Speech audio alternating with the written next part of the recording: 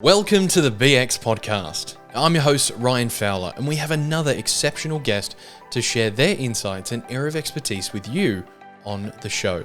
Now, just before we jump into the episode, make sure you tap that follow or subscribe button on your favorite podcast app to get more BX Podcast episodes right there in your pocket. Now, if you would like to find out more about BX and attend a meeting either in person or online, head over to bxnetworking.com/locations. That's bxnetworking.com/locations. Kate Smith has been a graphic designer for 12 years, worked in 6 countries and has clients from all corners of the globe. Roving around 30 countries herself, she finally found roots in Brisbane and founded Rove Creative. Every business is an expression of self, and Kate loves bringing that expression to life in the form of business visuals that are not only beautiful, but functional as well. Kate, welcome to the BX Podcast. Thank you, Ryan. So good to be here. Well, you and I, we live fairly close to each other in the real world. We've met, we know each other pretty well. We've worked together as well, so that's a good thing. And you are actually the MEO of BX South Brisbane, being 2023's Group of the Year. So that is awesome. Congratulations. Thank you. Going to that meeting is an absolute vibe, and you are part of creating that vibe. So that's a great thing. Well done. Thanks so much. We have fun. I can tell that it's a very fun meeting. That's for sure. Okay, let's jump into this and share with us your journey of how you got into graphic design, what Rove Creative was founded for, and what is it that you love about building visual identity for businesses?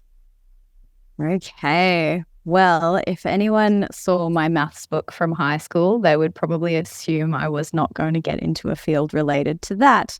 It looked very similar to my art book. Sometimes there was better work in there, in fact. My maths teacher wasn't super happy, but my art teachers all loved me, and I could never get enough of art class. It wasn't a class for me. It was always good fun. And I actually had a bit of pushback into going into a creative field for that reason, because it was always an outlet for me. It was something really enjoyable, and I didn't want to create that into work. So I didn't go into graphic design right away. But of course, these things always come full circle. I was eventually just given an offer I couldn't refuse, studied graphic design, fell in love. It was like discovering a new medium. So if you're an artist, you've got paints, you've got pencils, you've got charcoal, you've got clay, you've got all of these different things. The digital medium is just another one. And I remember falling in love with the ability to the undo button.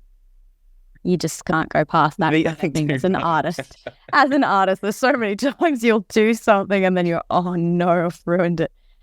No problem on the computer. So I had a great time learning about the software in which to produce graphics. And I was able to do things like in high school, I used to make sort of little, almost like graffiti tags, but for my friends' names, which, was a primitive form of logo. So what I realized is I can do all that stuff that I was doing that I found really fun for businesses. And I loved that. So I started working for a printery right out of design school. That was fantastic. I got a really good basis in all things print, how to set things up. There's often very complicated sort of layouts. That was all taken care of. I worked for corporate. Well, I was in Canada working in a big multinational corporation. We had 5 brands that I looked after. They all had to be cohesive together, but also be their own standalone thing. I've worked for agencies here in Australia and in Santiago in Chile. And I've worked for myself. I've freelanced through that whole time, about 12 years of designing now. And just almost 2 years ago, I founded Rove Creative. I went full-time into the business and started doing this. Tell me about this element of pushback that you got in going into a creative field. Because this is an interesting one, especially for either the young people coming up and potentially looking at a creative industry, or the parents looking to nurture their kids' creative outlet. What was that pushback, and how did you then nurture that young creative in you to get to where you are? It's interesting you mentioned the parents. Not that my parents ever gave me, pushback on doing a creative career, but I think there's this overarching sort of idea that creative careers, aren't profitable, they're not stable, they're not the best career to get into. You should be an engineer or a doctor or a lawyer, the good careers.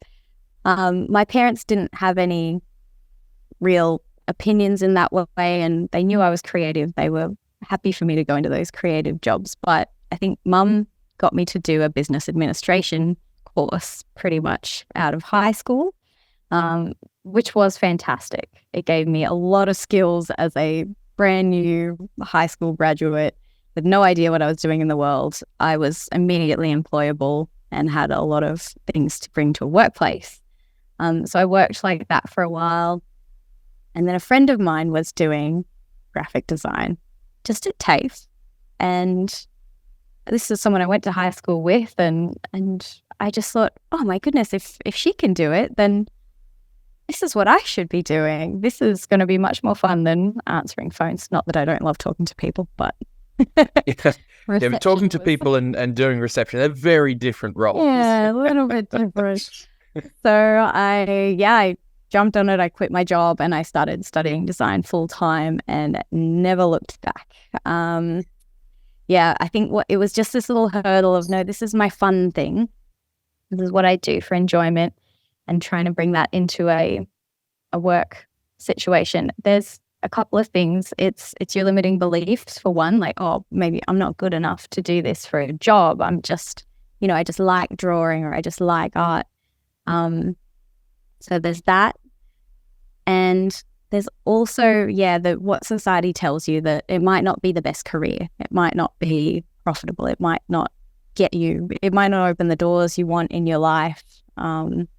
You might have people who look at you and go, oh, like, are you doing the right thing for yourself? There's a lot of pushback in society to follow your creative dreams. But honestly, 10 years later, 12 years later, I'm so happy I made the leap, and couldn't think of anything I'd rather do.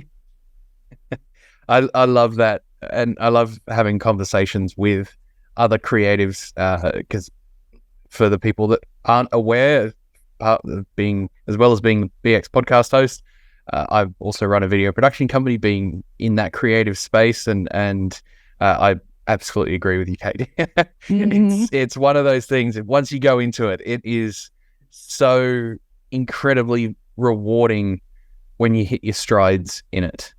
That's 100%. And we can talk about all the great things. There's obviously a lot of great strides that happen. You get to be creative and playful in life and all those sorts of things. But tell us about some of the downsides of the creative industry, because there are elements to it that can feel overwhelming or complex or, challenging societal norms. So is there anything that you've really come up against and then overcome or moved through, or found a way that works for you to continue this journey? Yes, and I will say the financial reward, especially straight out of design school, they weren't wrong. It doesn't pay well. My first job, I was actually getting paid less than the coffee shop job I had whilst I was studying.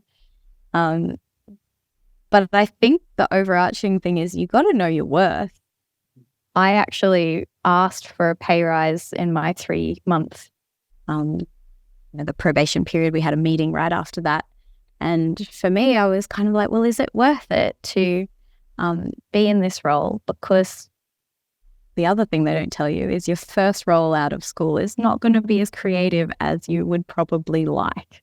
You're going to be working on some pretty boring things to start with. I was designing forms, and what else was just mind-suckingly dull. Things like letterheads and stuff that you don't dream about designing. So there was a bit of that, and I kind of thought, all right, I could go back to another career and I could still do art and design for myself on the side. If it's not going to pay me what I need to be paid, then okay, I'm going to go out on a limb. I'm going to ask for the pay rise. And If it goes belly up, then what have I lost? Nothing. So I backed myself. I asked for the pay rise, and he actually went above I asked for something and he gave me more in the end. I was like, okay, that went well. So back yourself, know that your craft is valuable and what you do is worth it. There's that. Another challenge, I would say, and especially later when I am in more creative projects now. So I do a lot of branding in my business now, and that requires a great deal of creativity sometimes.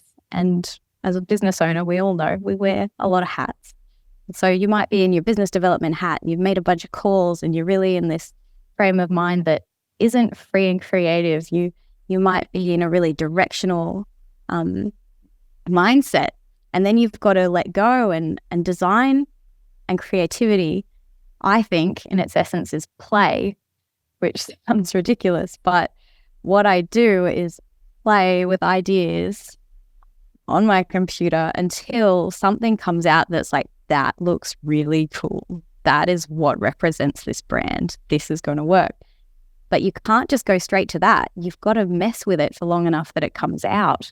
So to go from a very structured kind of activity to this play, this creativity, is really tough sometimes. So I would say that's my biggest struggle now, is going from left brain, right, right. My favorite way of describing this is, in the mind of a creative, pretty much every day going between left and right brain is a ping pong match. Yes. And it's like, which one's going to get tired first? Which side of the brain is just going to plummet to the bottom of the earth first? Yeah, and at some point you give up and you go, all right, we're just doing that today. That's all we're going to do. And I do try to have days that, so for example, if you ever get sent my calendar, you'll say, why has Kate never, her Mondays are always booked out. Monday's a design day. Friday's also a design day. So it's often hard to get me in a meeting on certain days because I need to set that time aside so that I can get deep into projects and get into that flow state where, I can get the right outcome for my client. And I love that you've got this, and like I said before, creative conversations, when two creatives or multiple get together, these conversations have just become so much fun because there's so many different ideas that come out of this, and so many insights that get shared and explained. And you've just mentioned a couple of things. So one is playfulness, and the other one is working on mind-numbingly boring projects. Now, you didn't come out of design school to create forms. You came out to upgrade those graffiti logos that you were drawing in your math book when you were a kid, right? So in that transitional period, what was it like to move through and understand what it is you wanted to create more of, and what it is you wanted to create less of, so that you can step into this space of playfulness and enjoyment within the business? Mm-hmm. I think I've just been reading Jay Shetty's book, Think Like a Monk, and he talks about bringing what you're good at and what is your special gift to the world into whatever you do. So I guess my advice would be, if you have to design a form, make it the most beautiful dang form anyone has ever seen. And if there is any element that's actually creative and is the part of it that you want to do, make sure that gets your full attention. And of course, make sure the project gets completed in its entirety, but make sure you shine where you can. So if you get even a small project that can showcase your creativity, make sure it gets noticed, because the other people in the business, wherever you're working, or your clients or whoever you're working with, are going to notice when you do really good work. And that's what's going to move you up if there's a ladder to climb in the creative space, or if you're looking to put together your portfolio. Those are the projects you're going to say, look, this was a form, but this looks fantastic. And if I can do that, best form I've seen. Best form ever. Then those are things that you can build your portfolio with, and they're going to see that and go, all right, if she can make that look good, then she's obviously got technical skills to put that together, but also creative skills because she's made it next level good. So just make sure you really shine where you can. Don't get disheartened by, oh, this is just dull, no one cares what this looks like. If you're in it for the creativity, make sure you bring the creativity.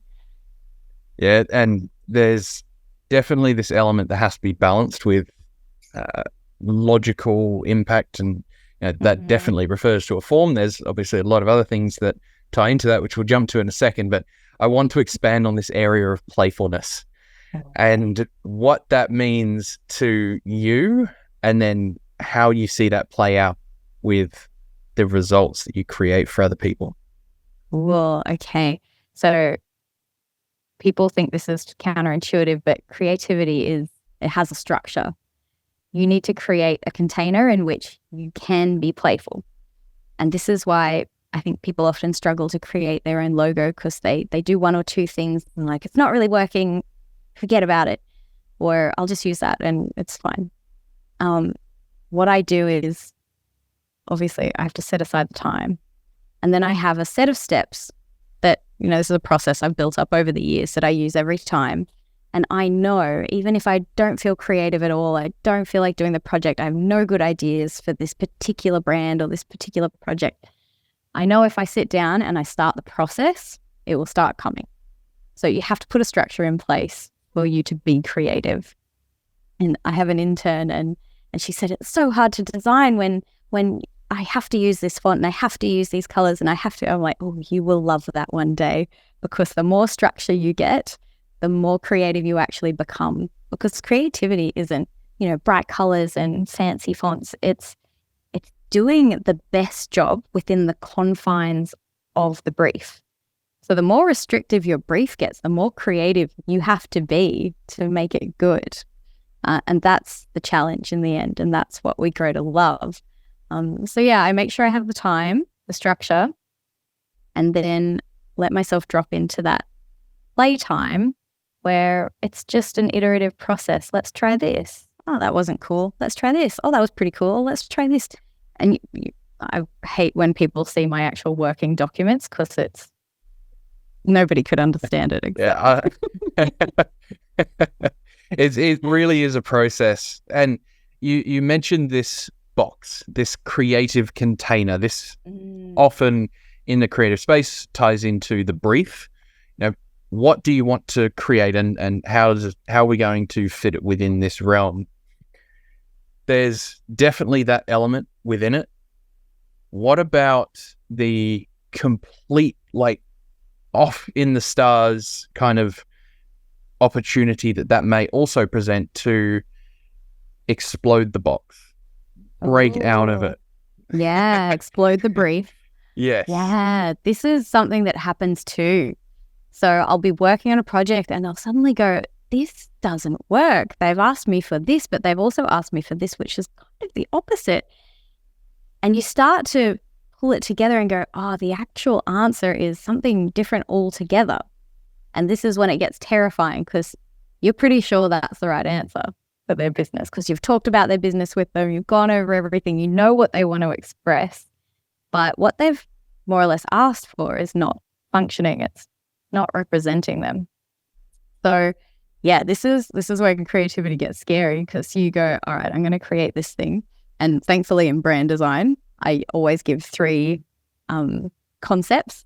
So I can usually do 2 safe ones that I know that will fit the brief, and then one that we explode the brief and we go off-road, off-piste, and we're in the trees. And yeah, sometimes they go, I don't know what you're thinking there. I'm like, cool, we've got the safe one. Other times it's like, oh my God, I did not know what I needed, but that is it. You've nailed it. And how often do you see the exploded version of the brief actually be the one that gets used? Well, I would say more often than not. Yeah. If I do a off-grid kind of one, it's usually the one that works out the best, because otherwise you can create something within the brief that works really well. It's usually when nothing's really working in there that you have to explode it. So that's usually the best option. Yeah. I do try to get this explosion done in the brief taking process with my clients. So if I'm taking the brief and I go, oh, this is not adding up. You said you want, I had an actual brief the other day that they wanted a masculine, dependable sort of brand. They also wanted to use the color pink and a heart as the iconology. And Okay. I Interesting balance. I gave them a little pushback on this, but they were adamant, and we got there in the end. We didn't actually use a heart at the end, but what I created from the heart, we actually turned into something else. But this was fun, a very collaborative call with my clients. So when I present the concepts that I give, I usually jump on a call where I share my screen. We go, okay, I love this concept. What if it was blue? What if it was a bit more spaced out? What if we could do this? And we start that iterative process that I do myself, but with the client. And sometimes it's just magic because obviously they know their business better than me. They've got all these other ideas that maybe they didn't express to me earlier. And we can really get some fun stuff at that point. So sometimes the explosion happens first in the brief taking process, and sometimes it happens right after I've done the majority of my work with the client in a collaborative space.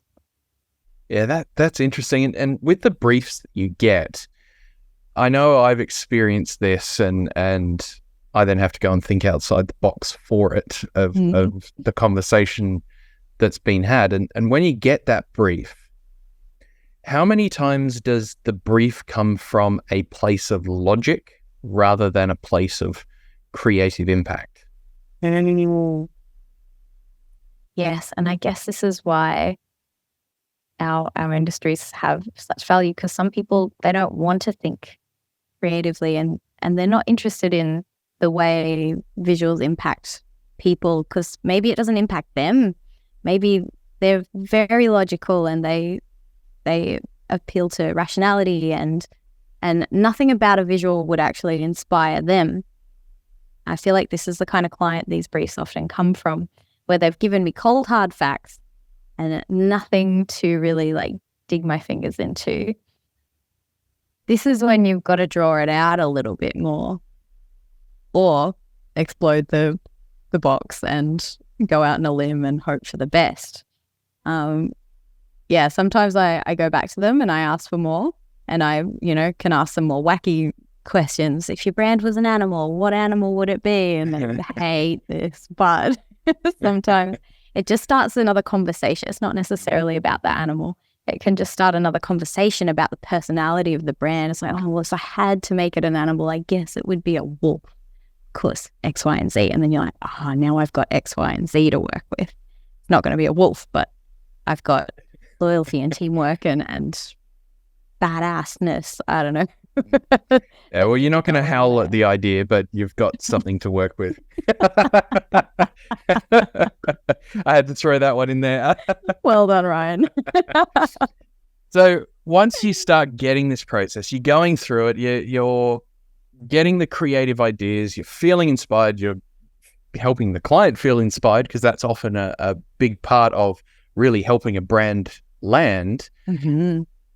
When does that creativity then blend with the logic on the left brain to actually be functional in implementation for the brand, for the business, and tie into messaging, vision, communication style, tone of voice, the logical things we think of? Yes. Well, this is always in the back of my mind as I go through. So I take a brief with people that's written, and then I create a visual brief. So that's how I think. And it's kind of there's words sort of scattered on the page. There's examples they've given me. There's a chart that I use to create brand personality. And all these things are sort of there visually for me to gauge in like a snapshot.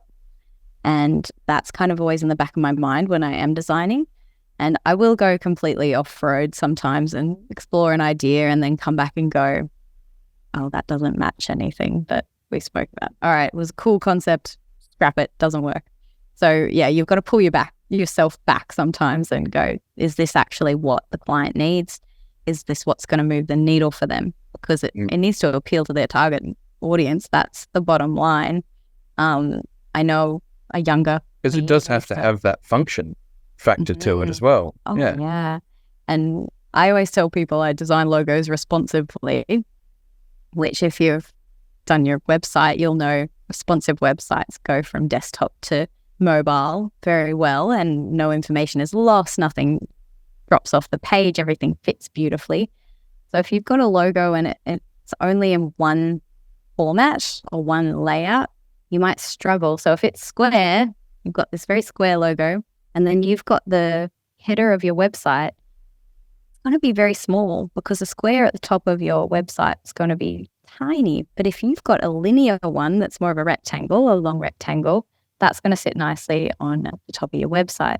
So my goal is always to create brands that will fit any place. And I give 3 to 4, sometimes even more, versions of your logo in different layouts. It's all your logo, it's all your brand, but it makes sure that it'll fit on your invoice, it'll fit on your business card, it's going to go on your website. You've got one for social media. Maybe you've got one for stickers that's really like cool and display-like that just goes easily on a circle. It will depend what the client says initially that they're going to put it on. So I get that information to start with. So this is all in the back of my mind while I'm designing. That I really love the concept of, because it's not just function over fashion. It's not fashion over function. It's a melded blend between the both. And there's so much value in having that for your business and your brand to build from and leverage that as a recognizable platform for your business. Now, and Kate, yeah. Sorry. No, you go. I was just going to say, this is actually a service I've done for people who've designed their own logo. Because you often only think of maybe the first thing you've got to put your logo on, and maybe it's your business card. So you design a logo that sits beautifully on your business card, and then you get to your invoice and you're like, oh, it doesn't fit on the invoice. I've got this square spot to put my logo and it looks stupid there. And you get kind of stuck. So I've done for a couple of people, taken their logo that they've created for themselves and made it responsive, quote unquote, so that they've got a few versions that fit in different places. So yeah, it's possible.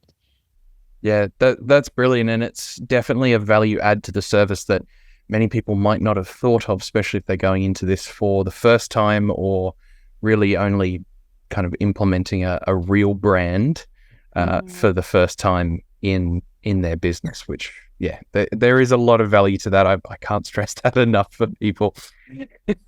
Okay. We are going to wrap up our episode here, but first I'd like you to share a little bit more to the audience listening, where people can find you, how they can connect, and what it is you do to really add all of this value to businesses. All right. Well, find me on my website, rovecreative.com.au. LinkedIn, I'm always on LinkedIn, Facebook, Instagram. You can see some of my work there. The second question, how do I add value? I love branding and I love seeing people bring what they've created to shine in the real world. And so many of us, the vast majority of us, are reactionary to visuals, and we communicate visually. And when they say communication is mostly visual, it's your smile, it's the way you hold yourself, it's the way you use your hands, all these things. That counts for your business as well. So something like 80% of your communication is going to be that visual. When someone's scrolling through their phone and they see your ad, they're just going to stop in that fraction of a second and go, oh, they don't know why they stopped because they haven't read anything yet. It's like a millisecond, but they've stopped because they've seen something that appeals to them. And then they read your message and they go, oh, that is for me. Perfect. But you're going to stop that scroll to start with. But I think the true value is in that targeting of your demographic, of your target market, making you look like the kind of business you need to be so that your customers can find you. Because we have such a limited attention span these days. We've just got to really nail it or we lose people. Absolutely. Well, Kate, thank you so much for being a guest on the BX podcast. As you can tell, I've thoroughly enjoyed this conversation, as I always do with you. But it's been a lot of fun, and I feel like it's been really insightful for everybody listening as well. So thanks for being here. Thanks for having me, Ryan. I loved it. That wraps it up for today's episode of the BX podcast. You can get more of the show by simply tapping the follow or subscribe button on your favorite podcast app. To join us at a live and in-person or online event, head over to bxnetworking.com/locations. That's bxnetworking.com/locations to find a meeting near you. We look forward to talking to you next time on the BX podcast.